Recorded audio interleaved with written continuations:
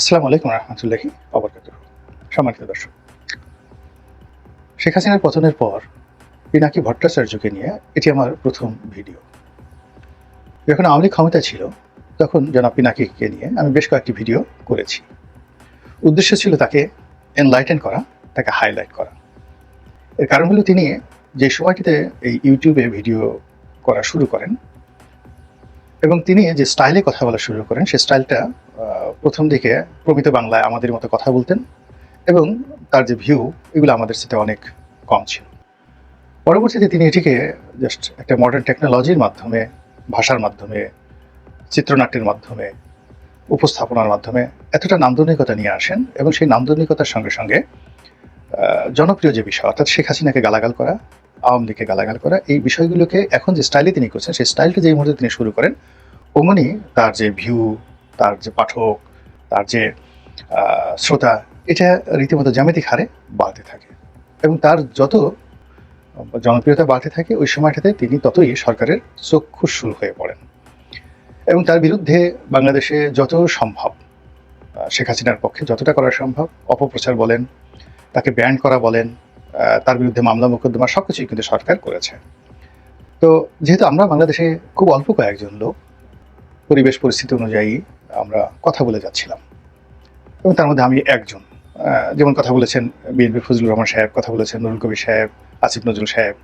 তো এরকম খুব অল্প, এর বাইরে কিন্তু বাংলাদেশে ৪-৫ জনের বেশি কথা বলতে পারেনি। দেশের বাইরে যারা কথা বলেছেন তাদের একটা অবাধ ফ্রিডম রয়েছে, তারা যে কোনো কথা তারা বলতে পারে, কিন্তু বাংলাদেশে বসে আমরা এই কথাগুলো বলেছি।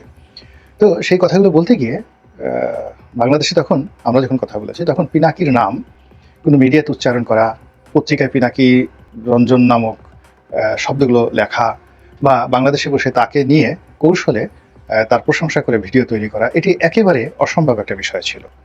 কিন্তু সেই কাজগুলো আমি করেছি। এটা এই কারণে করেছি যে আমাদের যে যুদ্ধ, সেই যুদ্ধের যে টার্গেট অলমোস্ট সেম, শুধু way of talking and way of presentation is different, but লক্ষ্যটা সেম। তো যাই হোক, শেখ হাসিনার পতন হয়েছে আলহামদুলিল্লাহ। শেখ হাসিনার পতনের পর আমাদের এই বাংলাদেশে আগে যে সমস্যাগুলো ছিল সেই সমস্যা প্রায় সব সমস্যায় বহুগুণে বেড়ে গেছে। তারপর কিন্তু আমাদের আফসোস নেই। এর কারণ হলো শেখ হাসিনার ১৫ বছরের যে শাসন আমল, আমরা প্রায় সবাই যারা নির্যাতিত হয়েছি তারা যে কোনো মূল্যে পরিত্রাণ চাচ্ছিলাম। এমনকি অনেকে মৃত্যু কামনা করছিলেন যে এর সাথে আমাদের মৃত্যু হয়ে যাক, আল্লাহ তুমি জিবরাইলকে পাঠিয়ে আমাদেরকে নিয়ে নাও, আচ্ছা শেখ হাসিনাকে নিয়ে নাও।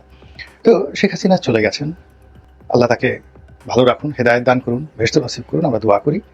কিন্তু এখন শেখ হাসিনার অবর্তমানে এই বাংলাদেশে যে সকল সমস্যাগুলো তৈরি হয়েছে, দেশের বাইরে থেকে যারা পিনাকি মতো লোকজন আছেন তারা অনুধাবন করতে পারবেন না আমাদের যে বেদনা। আমরা এই বাংলায় বসে যারা কথাবার্তা বলছি, যারা ব্যবসা বাণিজ্য করছি, সীমাহীন অরাজকতা। এটা মানে একটা ইংরেজিতে একটা শব্দ আছে, it can better imagine than describe.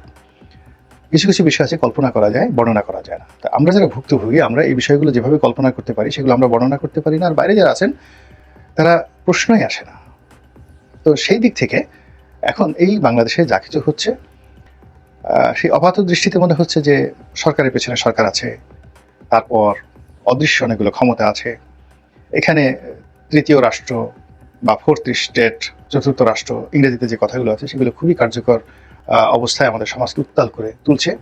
তো এত কিছুর মধ্যেও যে মানে অবাক করা যে বিষয়, সেই অবাক করার বিষয়টা হলো যে বাংলাদেশের শাসন প্রণালীতে, তারপর শাসন ব্যবস্থায়, প্রণালী এবং ব্যবস্থা দুটো আলাদা জিনিস।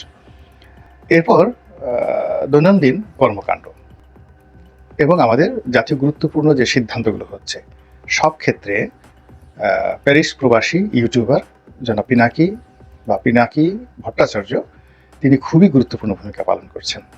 আমি যেটা শিরোনামে ব্যবহার করছি সেটি হলো যে তিনি এখন বাংলার খমেনি। আয়াতুল্লাহ খমেনি একসময় প্যারিসে ছিলেন এবং সেখানে থেকে তিনি পুরো যাকে বলা হয় ইরানের রাজনীতি নিয়ন্ত্রণ করেছেন এবং তার কথা মতো সবকিছু চলেছে। এবং একটা সময় তিনি প্লেনে করে এসে অলনে ছাড়েন, কাউকে না জানিয়ে অলনে ছাড়েন, উপস্থিত হয়েই তিনি বিপ্লবের নেতৃত্ব দিয়েছেন। আমাদের দেশে শেখ হাসিনা বিরোধী যে আন্দোলন ছিল সেটাকে অনেকে বিপ্লব বলার চেষ্টা করছেন, কিন্তু বেশিরভাগ মানুষ এটাকে গণ অভ্যুত্থান, গণ আন্দোলন, গণবিক্ষোভ এবং শেখ হাসিনার পলায়ন বা ক্ষমতাচ্যুতি এই হিসেবে দেখছে। কিন্তু সত্যিকার অর্থে এখন যে অরাজকতা চলছে, এই অরাজকতা আমার সিক্স সেন্স বলছে অন্তত 5 থেকে 10 বছর চলবে। আর এই অরাজকতা থেকে বের হওয়ার জন্য আমরা যে লড়াই এবং সংগ্রাম করছি, এটাই হবে একটা বিপ্লব। দ্বিতীয় বিপ্লব হবে, তৃতীয় বিপ্লব হবে, এবং সেই বিপ্লবটা চলছে। এখন সেই বিপ্লবের বিভিন্ন অ্যাঙ্গেল রয়েছে। বিএনপি একভাবে বিপ্লব করার চেষ্টা করছে, জামাত করার চেষ্টা করছে, তারপর হেফাজত করার চেষ্টা করছে, যে যার মতো অন্তত 20টি অ্যাঙ্গেল থেকে। সেই রাষ্ট্রীয় কর্মকর্তারা, সেনাবাহিনীরা সবাই কিন্তু যে যার অবস্থা থেকে আইন শৃঙ্খলাকে ফিরিয়ে এনে দেশকে একটি স্থিতিশীল অবস্থায় নিয়ে যাওয়ার জন্য যে যার মতো করে চেষ্টা করছেন, এবং একে অপরের স্বার্থ যাকে বলা হয় এখানে নিয়ে পরস্পরের সাথে দ্বন্দ্ব এবং সংঘাত এবং একে অপরের বিরুদ্ধে খিস্তিকেও হচ্ছে। অবাক ব্যাপার হলো যে এখানে ডক্টর মোহাম্মদ ইউনূসের নেতৃত্বে যা কিছু হচ্ছে, তারপর পুলিশের নেতৃত্বে যা কিছু হচ্ছে, আমি সেনাবাহিনীর কথাটা বাদ দিলাম স্পর্শকাতর, বা বিচার বিভাগের কথাটাও বাদ দিলাম স্পর্শকাতর, বা সচিবালয়ে যা কিছু হচ্ছে, এই সকল পক্ষের চাইতে, এমনকি বিএনপি জামাতের চাইতে এই মুহূর্তে পিনাকি ভট্টাচার্যের যে প্রভাব প্রতিপত্তি, এটি সবচেয়ে বেশি, আপনি স্বীকার করেন বা না করেন। এখন এটা মন্দ হতে পারে, ভালো হতে পারে, এটা আগামীতে পিনাকির সফলতার উপর নির্ভর করবে যে তিনি আসলে নায়ক না খলনায়ক। তিনি কি আয়াতুল্লাহ খমেনি হিসেবে বাংলাদেশে অমর হয়ে থাকবেন, নাকি সালমান রুশদি হিসাবে বাংলাদেশের নিন্দিত হবেন, এটি আগামী দিন বলবে। এর কারণ হলো বিজয় নতুন ইতিহাস রচনা করে। তিনি যদি বিজয়ী হন তাহলে ইতিহাস তিনি রচনা করবেন, কিন্তু ইতিমধ্যে তিনি যে কাজগুলো করে চলেছেন সেই কাজগুলো ভীষণ রকম ম্যাটিকুলাস। তিনি যেভাবে 32 নম্বর ভেঙেছেন এবং একদম লাইভে থেকে বসে যেভাবে হুকুম দিয়ে প্রতিটি ঘটনা তদারক করে, টেলিফোনে ইনস্ট্রাকশন দিয়ে এটা করো, ওটা করো, ওটা করো, এরকম প্রকাশ্য গত 100 বছরে, আমি 100 বছরে গেলাম না, মানে এই টেকনোলজি চালু হওয়ার পর এইরকম কোনো অপারেশন, 32 ভাঙার যে অপারেশন যেটা আমি দেখেছি, এরকম কোনো অপারেশন আমি, কোনো মিলিটারি অপারেশন আমি দেখিনি। আমি যখন অ্যাবোটাবাদে বিন লাদেনকে হত্যা করা হলো, ওই সময়টিতে বারাক ওবামার দৃশ্য আমরা দেখেছি, অর্থাৎ ওই অভিযান পরিচালনা করা হচ্ছে, তিনি জয়েন্ট চিফ অফ স্টাফের চেয়ারম্যান, তাকে নিয়ে বসে আছেন, প্রতিরক্ষা মন্ত্রীকে নিয়ে বসে আছেন, তিনি নিজে বসে আছেন, মিলিটারি বিশেষজ্ঞরা বসে আছেন, এবং অপারেশন চলছে। তো সেটার সঙ্গে যদি 32 নম্বর ভাঙার যে অপারেশন পিনাকি করেছেন ওটাকে তুলনা করি, তাহলে দেখা যাবে যে বারাক ওবামার চাইতেও তিনি মূলত ওই অপারেশনটা আরো অ্যাক্টিভলি করেছেন। এর কারণ হলো বারাক ওবামা রাষ্ট্রীয় ক্ষমতায় বসে তিনি কমান্ড পরিচালনা করেছেন, আর পিনাকি কোনো ক্ষমতা ছাড়াই কেবলমাত্র তার যারা সমর্থক, ভক্ত, ছোট ভাই ব্রাদার, তাদেরকে দিয়ে তিনি এই কর্মটি করিয়েছেন। 2 নম্বর হলো তিনি ঝুঁকি নিয়েছেন, তিনি শুধু বসে বসে দেখেননি, তিনি কমান্ড দিয়েছেন, ফলে ওই ঘটনার পুরো দায় দায়িত্ব তার। এবং আগামীতে তিনি যদি সফল হন তাহলে এটি তাকে অমরত্ব দেবে, আর ব্যর্থ হলে বুঝতেই পারেন যে তার সকল দায় দায়িত্ব তাকে, তার পরিবারকে, পরিজনকে, আত্মীয় স্বজনকে, বন্ধু বান্ধব, ছোট ভাই ব্রাদার যারা যারা আছে সবাইকে সেটা ভোগ করতে হবে। তো এইভাবে পিনাকি যে কাজটা আছে সেটা হলো যে তিনি প্রথম আলোর সামনে জিয়াফত করে প্রথম আলোকে একটা শিক্ষা দিয়েছেন। এরপরে আর অনেক কর্মকাণ্ড, এখন প্রশাসনে পিনাকির নাম শুনলে অনেক কাজ হয়ে যায়। যেমন তিনি নিজেই বললেন যে ধানমন্ডিতে এক জায়গাতে ডাকাত পড়েছে, তো সেখানে পুলিশ তারা পাচ্ছিল না, এবং তিনি পুলিশকে টেলিফোন করে, প্যারিস থেকে পুলিশকে টেলিফোন করে তিনি সেখানে পুলিশ পাঠিয়েছে। তো এরকম ছোট ছোট কাজ থেকে শুরু করে অনেক বড় বড় কাজ হচ্ছে। তার সঙ্গে সঙ্গে পিনাকির নাম ব্যবহার করে অনেকে বদনাম করার চেষ্টা করছে, ঘুষ আদায় করার চেষ্টা করছে, দুর্নীতি করার চেষ্টা করছে, এবং এটা নিয়েও পিনাকি কিন্তু বিভিন্ন কথাবার্তা বলেছে। কিন্তু পিনাকি যে কাজটি সবচেয়ে বেশি মানে বিপ্লবাত্মক করছেন, খমেনির মতো, খমেনির শিয়াইজম এবং তার এন্টি আমেরিকান যে স্লোগান, ওটি এখনো পর্যন্ত কিন্তু যাকে বলা হয় একটা মাইলস্টোন হিসেবে, রোল মডেল হিসেবে পুরো ইরানকে পরিচালিত করছে। তদ্রূপ বাংলাদেশে পিনাকি অনেকগুলো মানুষকে উলঙ্গ করে দিয়েছেন। তার কাঁঠাল রানী, তারপরে তার জয় বাংলা, এই ইত্যাদি যে কথাগুলো, এই কথাগুলো রীতিমতো প্রাতিষ্ঠানিক রূপ পেয়েছে। আবার তিনি যে সকল গালাগাল করেন, যেমন জাউরার জাউরা, জাউরা মানে আপনারা তো জানেন যে জারজ, যাকে জারজ বলা হয়, সেটার আঞ্চলিক শব্দ জাউরা। তো জাউরার জাউরা মানে তিনি যাকে গালি দিচ্ছেন, এটার বক্তব্য হলো যে সে একজন জাউরা মানে বাস্টার্ড, আর সে শুধু যেন তেন বাস্টার্ড না, জাউরার জাউরা মানে তার বাপও বাস্টার্ড ছিল। তো তিনি এইভাবে অনেকগুলো মানুষকে জাউরার জাউরা বলে যে ট্যাগগুলো দেওয়ার চেষ্টা করছেন, সেই মানুষগুলো কিন্তু অনেকেই ইতিমধ্যে আহত বা নিহত হয়ে গেছেন সামাজিকভাবে। This is the fact. এখন আগামীতে সেই লোকগুলো ফিরে আসার রাজনীতিতে কতটুকু সম্ভাবনা আছে বা না আছে সেটা পরে দেখা যাবে, কিন্তু তিনি যাদেরকে গালাগাল দিয়েছেন এবং যাদেরকে এভাবে উলঙ্গ করেছেন, সেটা কিন্তু একটা রীতিমতো বিপ্লব হয়ে গেছে। 2 নম্বর হলো যে তিনি আহ, শেখ হাসিনা নিচে কাউকে নিয়ে ভিডিও করেননি, কখনো ভিডিও করেননি।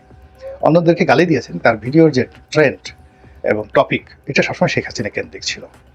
আর এখন তিনি ভিডিও করছেন ডক্টর মোহাম্মদ ইউনূসকে নিয়ে, অথবা জেনারেল ওয়াকারুজ্জামানকে নিয়ে, অথবা আওয়ামী লীগকে নিয়ে, অথবা শেখ হাসিনাকে নিয়ে। এর বাইরে তিনি যাচ্ছেন না।